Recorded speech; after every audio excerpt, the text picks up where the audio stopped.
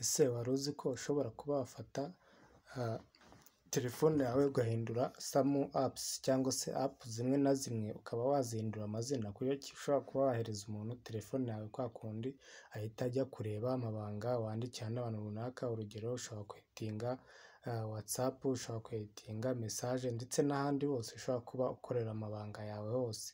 Ku buryo umuntu afata telefone yawe akiha kubijyamo ataza kumenya ngo ni ibiki. Urugero ukaba wahindura nka WhatsApp yawe ukayihindurira irindi zina ndetse na icon ntamenye ko ugiramo na WhatsApp, icyo gihe akaba yahita abura ibyo akora, mbese akaba atamenya ngo ni ibiki bijya mbere.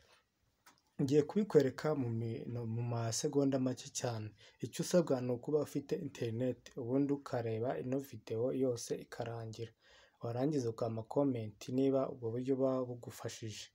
Uraza ukajya muri Play Store, ubwo ni muri app zawe, ukaza muri Play Store, warangiza ugomba kuba ufite interineti, nongere nkwibutse, ukaza ugakanda muri search, wamara gukanda muri search ugahita uza ukandikamo app yitwa icon changer.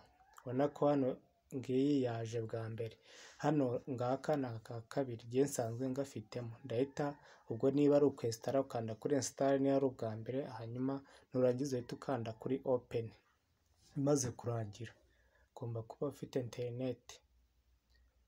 Bino ni ukwamamaza muramwihanganye. Ugomba kuba ufite interineti, hanyuma warangiza ugategeka kwifunguka. Hano bavuze ngo please choose an app, warangiza ugahita wenda reka duhindure WhatsApp ngiyi hano, ndahita nza nyikandeho. Nimara kuyikandaho muri kubona ko hari ahantu haje icon ya WhatsApp ndetse no munsi ahantu hari agakaramu handitse WhatsApp.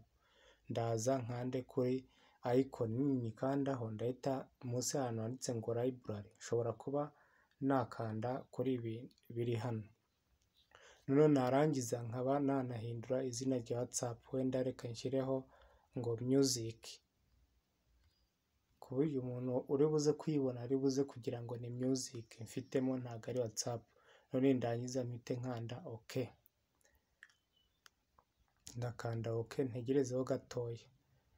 Nimara gutegerezaho gatoya reka bino bintu byo kwamaza bivemo, hanyuma nindangiza havuze ngo add to desktop vuga ngo ino app yanjye igiye guhita iza kuri desktop nyibereke, akandi ari WhatsApp utapfa kumenya ko ari byo. Mpite nkanda add, nindangiza bavuze ngo change next icon, noneho mpite changinga ikurikiye niba mbishaka.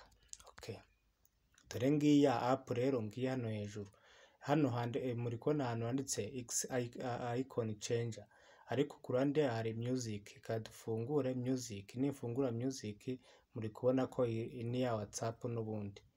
Ngayo nguko rero, kanda kuri like, comment ndetse na share ndetse na subscribe nutarayikanda, kugira ngo tubashe kugira gute gukomezanya. Ndetse niba uburyo bugufashije wambwira n'iki gitekerezo twazakugarukiraho.